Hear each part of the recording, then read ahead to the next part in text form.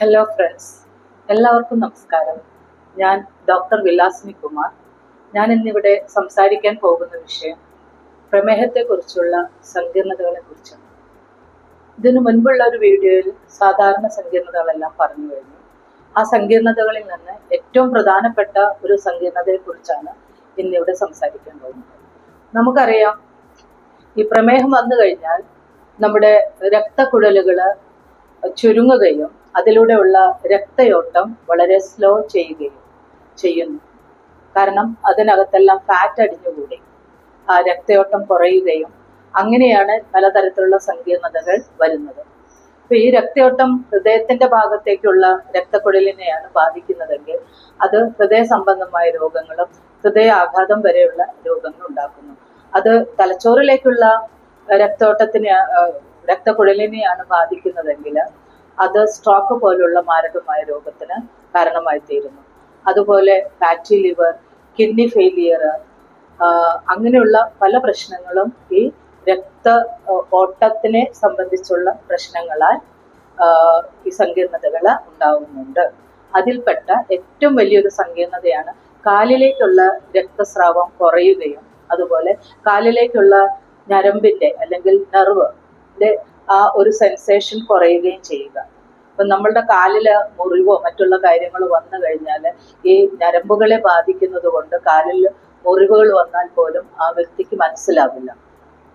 ചെരുപ്പിടാണ്ട് പുറത്തു പോയി കഴിഞ്ഞാൽ കാലിൽ ആണി കയറുക, അതുപോലെ വലിയ വലിയ കൂർത്ത സാധനങ്ങളൊക്കെ കാലിനടിയിൽ കയറിയാൽ പോലും ഇങ്ങനെയുള്ള രോഗികൾക്ക് മനസ്സിലാവില്ല.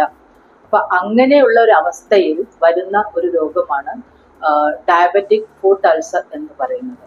അപ്പൊ ഇന്ന് ഞാൻ പറയാൻ പോകുന്ന വിഷയം ഡയബറ്റിക് ഫുഡ് അൾസർ എന്നുള്ളതാണ്. അപ്പൊ എന്താണ് ഡയബറ്റിക് ഫുഡ് അൾസർ?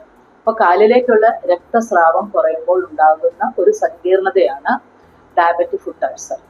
അതായത് കാലിന്റെ അടിയിൽ ചെറിയ ചെറിയ പരുക്കൾ രൂപാന്തരപ്പെടും. അത് ആദ്യം ചുമന്ന കളറിലായിരിക്കും, പിന്നീട് അത് മഞ്ഞ നിറത്തിലുള്ള ഒരു തൊലിയോട് കൂടിയിട്ടായിരിക്കും കാണപ്പെടുക. നല്ല വട്ടത്തിലുള്ള ഒരു പരുവായിരിക്കും അത്.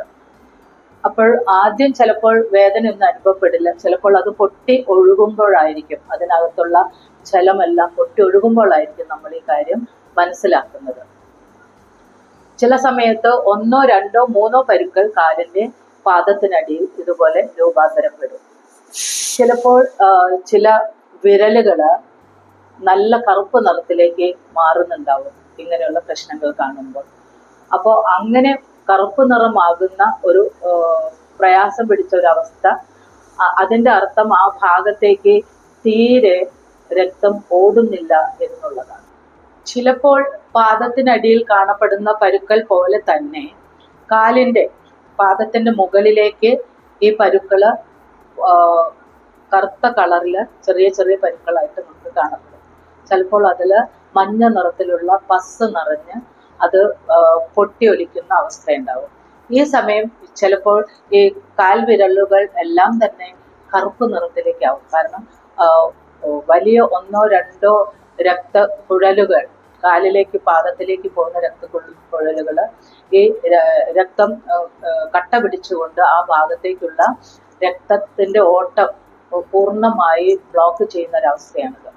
ഇങ്ങനെ ആവുന്ന സമയത്ത് തീരെ ആ ഭാഗത്തേക്ക് രക്തം എത്താത്തത് കൊണ്ട് തന്നെ അവിടേക്ക് ആഹാരത്തിന്റെ യാതൊരു കാര്യം അവിടെ എത്തപ്പെടുന്നില്ല. അതുപോലെ തന്നെ ഓക്സിജൻ എത്തപ്പെടുന്നില്ല. രക്തം ഓടുമ്പോഴാണല്ലോ ഓക്സിജനും കാര്യങ്ങളും ഒക്കെ എത്തപ്പെടുന്നത്. അപ്പൊ അതൊന്നും അവിടെ നടക്കാത്തത് കൊണ്ട് തന്നെ അവിടെയുള്ള ടിഷ്യൂ ഡെത്തായി പോവുകയാണ്, ചത്തുപോവുകയാണ്, അല്ലെങ്കിൽ അത് നശിച്ചു പോവുകയാണ്.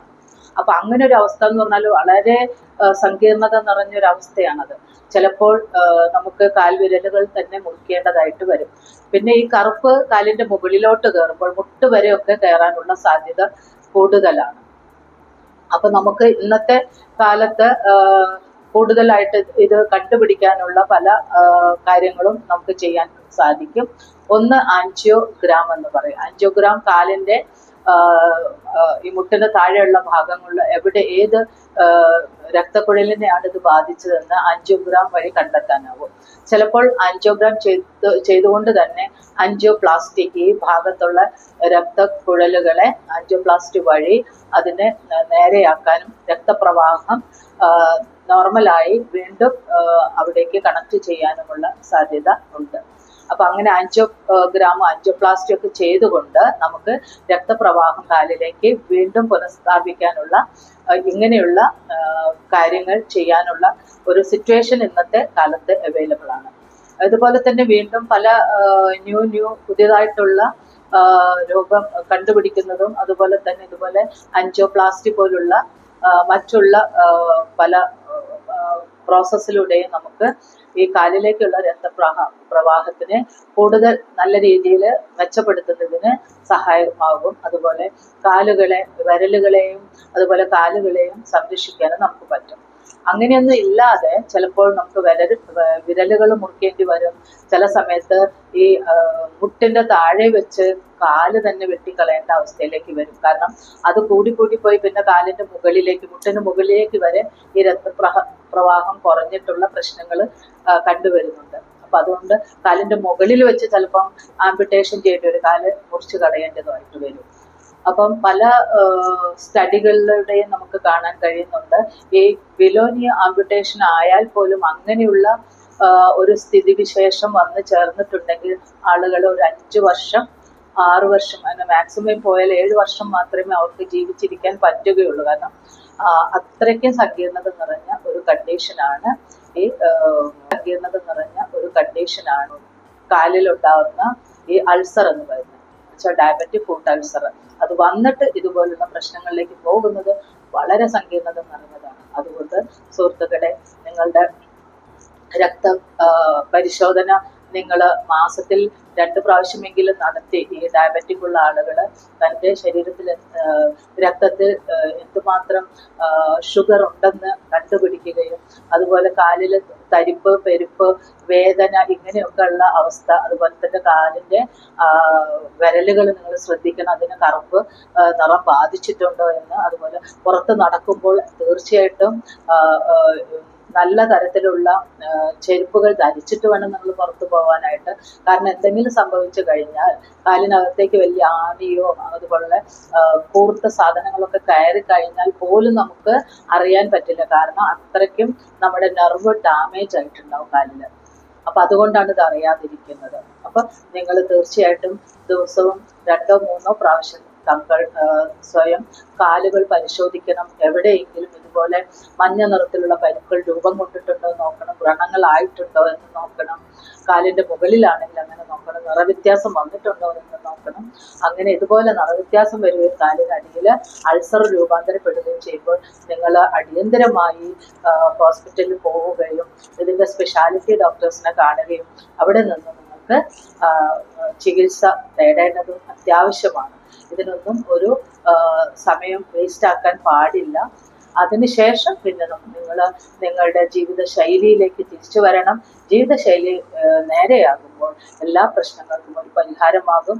നിങ്ങൾ വെറുതെ മരുന്ന് മാത്രം കഴിച്ചുകൊണ്ട് ജീവിതശൈലിയിൽ മാറ്റങ്ങൾ വരുത്തിയില്ല എങ്കിൽ ഇതുപോലുള്ള ഒരുപാട് വലിയ സങ്കീർണതകളിലൂടെ നമുക്ക് കടന്നു പോകേണ്ടതായിട്ട് വരും. പിന്നെ നിങ്ങൾക്ക് നിങ്ങളുടെ ആയുസ്സിന്റെ ദൈർഘ്യം കുറഞ്ഞു വരും എന്നുള്ള ഒരു സത്യത്തെ നിങ്ങൾ തിരിച്ചറിയണം. തീർച്ചയായും അവനവന്റെ കാര്യത്തിൽ, അവനവന്റെ ആരോഗ്യസ്ഥിതിയിൽ പ്രധാനമായും ഈ ഫുട്ട് അൾസർ വരുന്ന കാര്യങ്ങളിലൊക്കെ നല്ല ശ്രദ്ധ ചെലുത്തി നിങ്ങൾ വേണ്ട തീരുമാനമെടുത്ത് വേണ്ട ചികിത്സാ രീതികൾ കൈക്കൊള്ളണമെന്ന് ഈ അവസരത്തിൽ നിങ്ങളെ ബോധ്യപ്പെടുത്തുകയാണ്. ഇനി മറ്റൊരു വീഡിയോയുമായി പിന്നീട് വരാം. ജീവിതശൈലി നിയന്ത്രണത്തിനും മരുന്നില്ലാതെ നമുക്ക് ജീവിതശൈലിയുടെ പ്രമേഹത്തെ കൺട്രോൾ ചെയ്യുന്നതിനും ഞങ്ങളുടെ വെബ്സൈറ്റ് സന്ദർശിക്കുക, ഞങ്ങളുടെ ഫോണിൽ വിളിക്കുക. തീർച്ചയായിട്ടും ഒരു സങ്കീർണതയിലേക്ക് പോവാതെ നിങ്ങളെ സംരക്ഷിക്കാൻ ഞങ്ങളുണ്ട്, ഞങ്ങളുടെ സ്ഥാപനം. Okay, thank you very much.